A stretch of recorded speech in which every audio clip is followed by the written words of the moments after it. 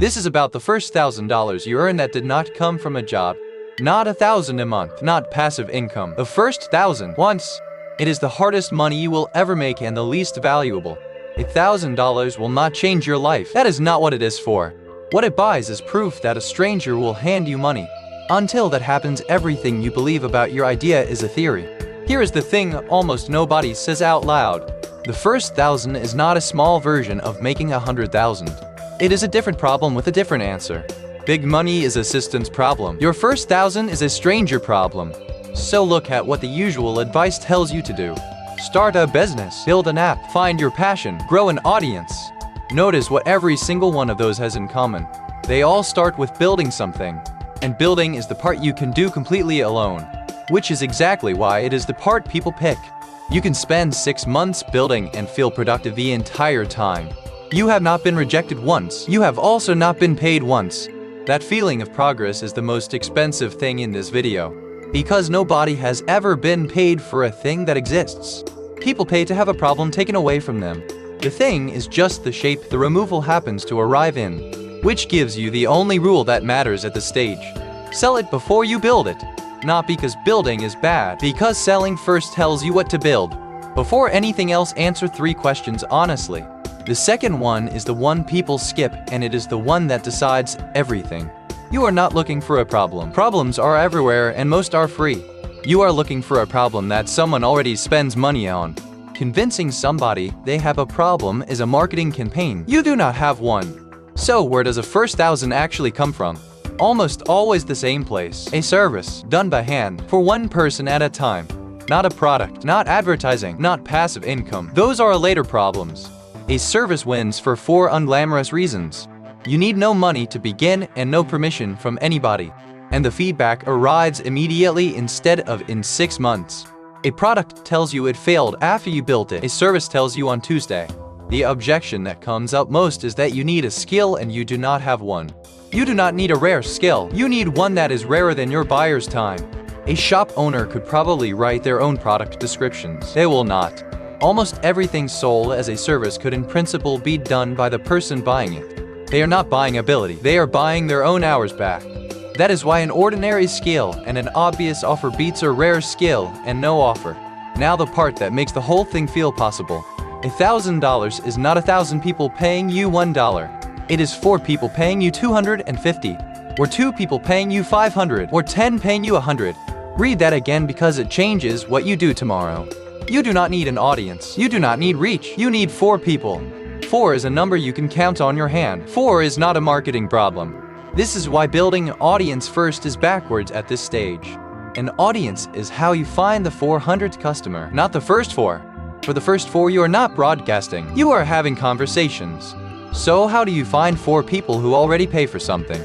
Go where the problem gets complained about, not where people like you gather. Your peers have your problem. They do not have your customer problem. Then be far more specific than feels comfortable. I am a freelancer is not an offer. Nobody knows what to do with that. I fix slow checkout pages for online shops is an offer. Narrow feels like you are shrinking the market. You are not. You are becoming the obvious choice for a smaller number of people.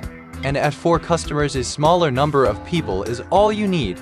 Make it concrete. Say the only thing you can do is write a clear sentence. You find 20 small online shops whose product pages read badly. You rewrite 1 page for one of them and you send it already finished. Not a pitch, not an offer to do it, the actual work already done. Most will ignore you. One will reply, that one asks what you charge for the rest. 20 pages at $50 each is $1,000 from 1 afternoon of research. For the very first one, lower the price until it's easy to say yes. Not free. Free changes how people treat the work and how you treat it.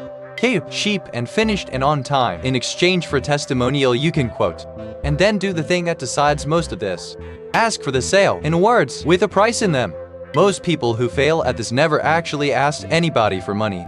People freeze at the message itself, so here is the entire structure of it. 1 line on what you noticed. 1 line on what you would do. 1 line with the price. I noticed your checkout takes 11 seconds to load on a phone. I can get it under 3. 2 days of work. $400. No introduction. No paragraph about your journey. No attachment nobody asked for. They are not deciding whether you are impressive. They are deciding whether the problem goes away. Which brings us to price and the mistake nearly everybody makes. They price the hour. An hour is what it costs you. It is not what it is worth. The shop with the slow checkout is not buying 6 hours. It is buying a faster checkout. And underpricing does not win you the work. It tells the buyer something. A price far below everybody else reads as a warning rather than a bargain. So use a simple ratchet instead of agonizing. Deliver the job. Raise your next price. Deliver again. Raise it again. Keep going until somebody hesitates. That hesitation is the market telling you where you are. Now step back and see what you are actually holding. The money matters least. What matters is that the loop closed. You have proof the loop runs, and a loop that ran once can be run again. You also own 4 things you did not own last month. That last one is worth more than the $1,000. And the second 1,000 is much faster than the first. Not because you got better, because you stopped guessing what people want. One honest thing before the end.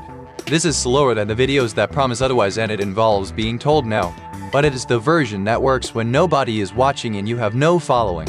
There is a short list of things people build first and then never need. A company, a logo, a website, a course, a business plan. Every one of those is something you can do alone without ever being told no. You can invoice somebody as a person. You can be paid before any of that exists. If you keep one sentence from all of this, sell a service you can already do to somebody who already pays for it.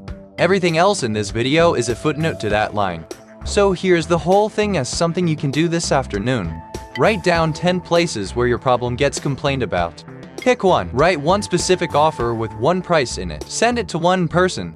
Do not open a new tab to research this first. Send one message before you close this video. Research feels like preparation. Past a point, it is the same avoidance wearing a different hat. That is the entire method. The people who make their first 1,000 are not smarter than the people who do not. They just asked somebody for money slightly before they felt ready.